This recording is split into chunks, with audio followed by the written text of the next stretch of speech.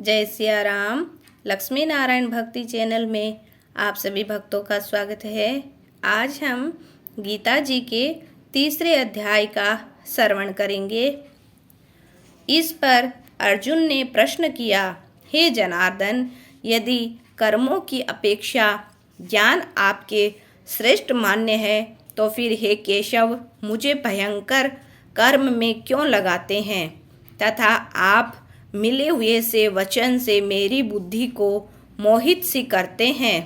इसीलिए उस एक बात को निश्चय करके कहिए कि जिससे मैं कल्याण को प्राप्त हूँ। इसी प्रकार अर्जुन के पूछने पर भगवान श्री कृष्ण महाराज बोले, हे निष्पाप अर्जुन, इस लोक में दो प्रकार की निष्ठा मेरे द्वारा पहले कही गई है, ज्ञानियों की ज्ञान योग से और योगियों की निष्काम कर्म योग से।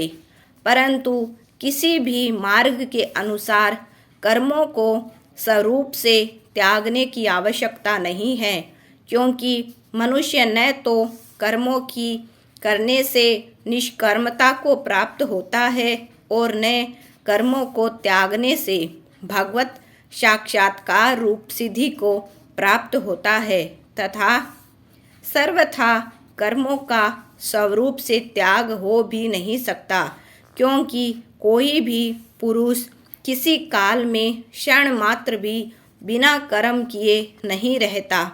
निसंदेह सभी पुरुष प्रकृति से उत्पन्न हुए गुणों द्वारा परवश हुए कर्म करते हैं। इसीलिए जो मूढ़ बुद्धि पुरुष कर्मेंद्रियों को हठ से रोककर इंद्रियों के भोगों को मन से चिंतन करता रहता है, वह मिथ्याचारी अर्थात दंभी कहा जाता है। और हे अर्जुन, जो पुरुष मन से इंद्रियों को बस में करके अनासक्त हुआ कर्मेंद्रियों से कर्म योग का आचरण करता है, वह श्रेष्ठ है। इसीलिए तू शास्त्र विधि से नियत किए हुए स्वधर्म कर्म को कर, क्योंकि कर्म न करने की अपेक्षा कर्म करना श्रेष्ठ है तथा कर्म न करने से तेरा शरीर निर्वाह भी नहीं सिद्ध होगा। हे अर्जुन, बंधन के भय से भी कर्मों का त्याग करना योग्य नहीं है, क्योंकि यज्ञ अर्थात विष्णु के निमित्त किए हुए कर्म के सिवा अन्य कर्म में लगा हुआ ही यह मनुष्य कर्मों द्वारा बंधता है।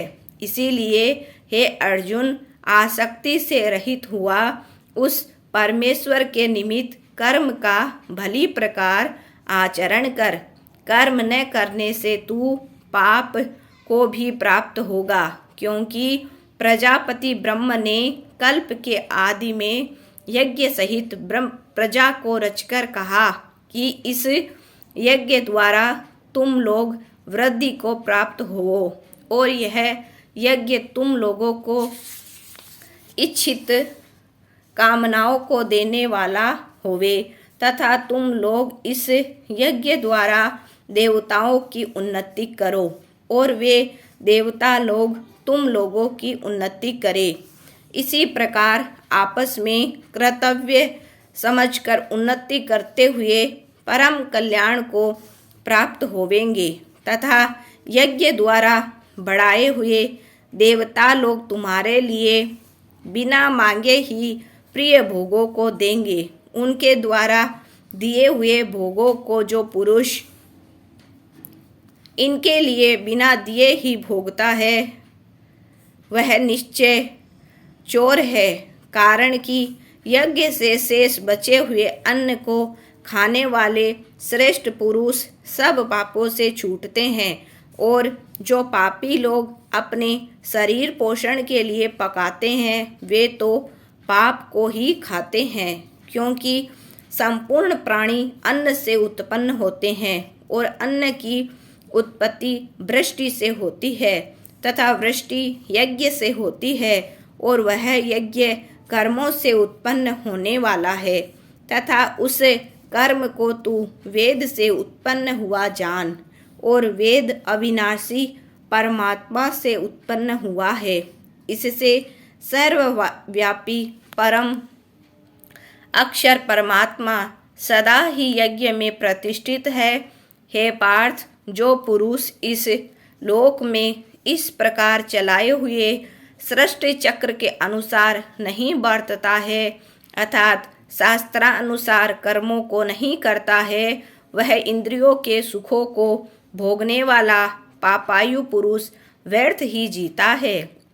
परंतु जो मनुष्य आत्मा में ही प्रीति वाला और आत्मा में तृप्त तथा आत्मा में ही संतुष्ट होवे, उसके लिए कोई कर्तव्य नहीं है, क्योंकि इस संसार में उस पुरुष का किया जाने से कोई प्रयोजन नहीं है और न किए जाने से भी कोई प्रयोजन नहीं है, तथा इसका संपूर्ण भूतों में कुछ भी स्वार्थ का संबंध नहीं है, तो भी उसके द्वारा केवल लोक हितार्थ कर्म किए जाते हैं। इससे तू अनासक्त हुआ निरंतर कर्तव्य कर्म का अच्छी प्रकार आचरण कर, क्योंकि अनासक्त पुरुष कर्म करता हुआ परमात्मा को प्राप्त होता है।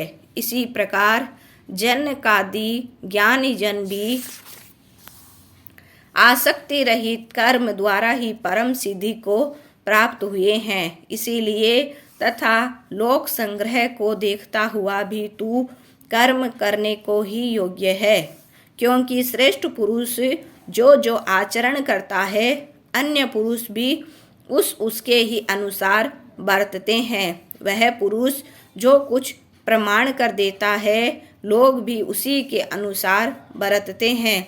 इसीलिए हे अर्जुन, यद्यपि मुझे तीनों लोकों में कुछ भी कर्तव्य नहीं है तथा किंचित भी प्राप्त होने योग्य वस्तु अपर्याप्त नहीं है, तो भी मैं कर्म में ही बरतता हूँ, क्योंकि यदि मैं सावधान हुआ कदाचित कर्म न बरतूं तो हे अर्जुन, सब प्रकार से मनुष्य मेरे बर्ताव के अनुसार बरतते हैं, अर्थात बरतने लग जाएं, तथा यदि मैं कर्म न करूं तो ये सब लोग भ्रष्ट हो जाएं और मैं वर्ण संकर का करने वाला हूँ तथा इस सारी प्रजा का हनन करूं, अर्थात मारने वाला बनूं। इसीलिए हे भारत, कर्म में आसक्त हुए अज्ञानी जन जैसे कर्म करते हैं, वैसे ही अनासक्त हुआ विद्वान भी लोक शिक्षा को चाहता हुआ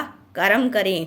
ज्ञानी पुरुष को चाहिए कि कर्मों में आसक्ति वाले अज्ञानियों की बुद्धि में भ्रम अर्थात कर्मों में अश्रद्धा उत्पन्न न करें, किंतु स्वयं परमात्मा के स्वरूप में स्थित हुआ और सब कर्मों को अच्छी प्रकार करता हुआ उससे भी वैसे ही करवाएं।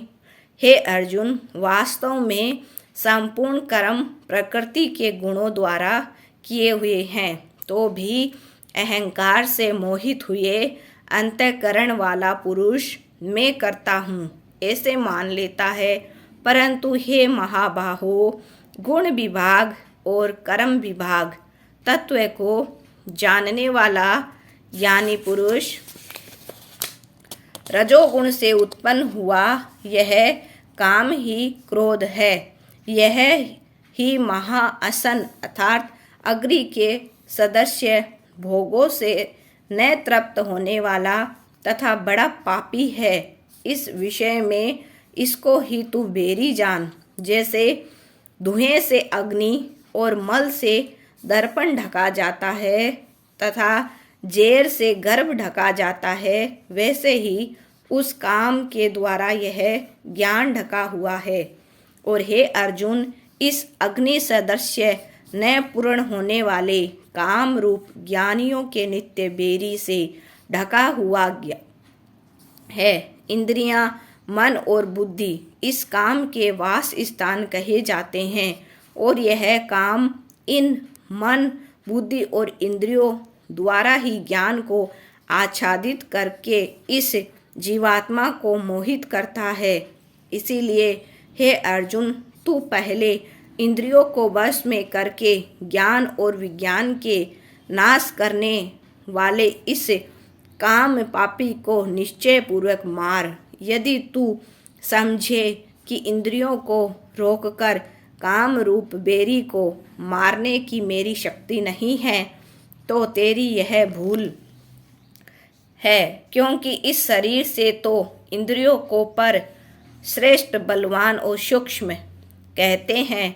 इंद्रियों से पर मन है और मन से भी पर बुद्धि है, और जो बुद्धि से भी अत्यंत पर है वह आत्मा है। इसी प्रकार बुद्धि से पर अर्थात सूक्ष्म तथा सब प्रकार बलवान और श्रेष्ठ अपने आत्मा को जानकर बुद्धि के द्वारा मन को वश में करके हे महाबाहो, अपनी शक्ति को समझकर इस दुर्जय काम रूप शत्रु को मार। इति श्रीमद् भगवत गीता रूपी उपनिषद ब्रह्म विद्या योग शास्त्र विषयक श्री कृष्ण और अर्जुन के संवाद में कर्म योग नामक तीसरा अध्याय। जय सिया राम। श्री कृष्णचंद्र भगवान की जय। गीता माता की जय।